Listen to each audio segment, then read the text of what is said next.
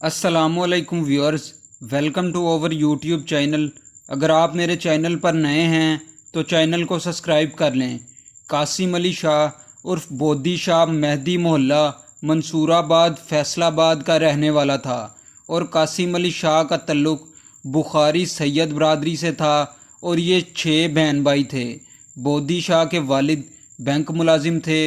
बोदी शाह पर 21 से ज़ायद मुख्तलिफ संगीन नोयत के मुकदमात दर्ज हुए, जिनमें कत्ल, इक़दाम कत्ल, अगवा बराए तवान और नाजायज़ फ़रोशी वगैरह के मुकदमात शामिल थे।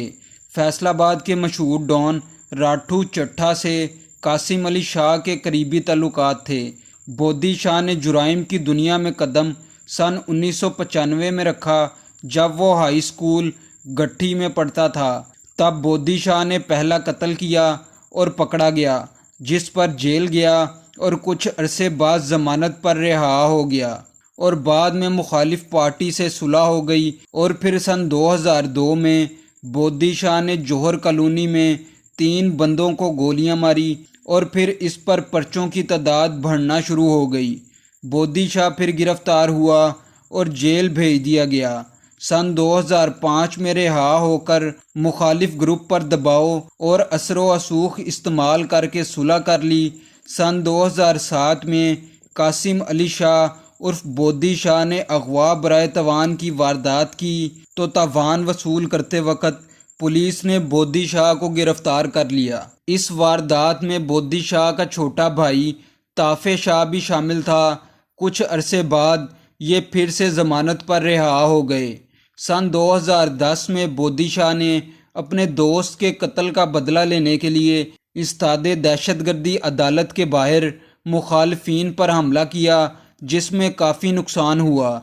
जिसके बाद बोदी शाह के तल्लुकात चौधरी अलियास जट बंदेशा से भी बन गए, जो कि गोजरा और फैसलाबाद के मशहूर दुश्मनदार और साबका MNA थे। बोदी शाह ने चौधरी अलियास जट के भी काफ़ी काम किए। सन 2011 में बोदी शाह ने 2 आदमियों के साथ मिलकर नाजायज़ फ़रोशी शुरू कर दी। बोदी शाह ने बड़े पैमाने पर नाजायज़ फ़रोशी का काम शुरू किया, मगर कुछ अरसे बाद बोदी शाह के इन दोनों बंदों के साथ इख्तलाफात शुरू हो गए। एक आदमी पकड़ा गया और जेल भेज दिया गया, जबकि दूसरे आदमी को बोदी शाह ने गोलियां मार दी और इसकी बीवी को अगवा कर लिया। और इस तरह 2 मज़ीद पर्चे बोदी शाह पर दर्ज हो गए और दूसरा आदमी जो जेल में था और बोदी शाह का नाजायज़ फ़रोशी में हिस्सेदार था, उसने इस पर हमला करवाया, जिसमें बोदी शाह को गोलियां लगी और वो शदीद ज़ख्मी हो गया, मगर खुशकिस्मती से इसकी जान बच गई। जब वो शख्स जेल से रिहा हुआ तो बोदी शाह ने अल-शिफा अस्पताल के बाहर इस पर हमला करवा दिया। इस हमले में 2 बंदों को फायर लगे और एक कत्ल और दूसरा शदीद ज़ख्मी हो गया। दोनों आदमियों को 12 गोलियां लगी। इस वाक़े के बाद सन 2012 से सन 2018 तक बोदी शाह इश्तिहारी रहा।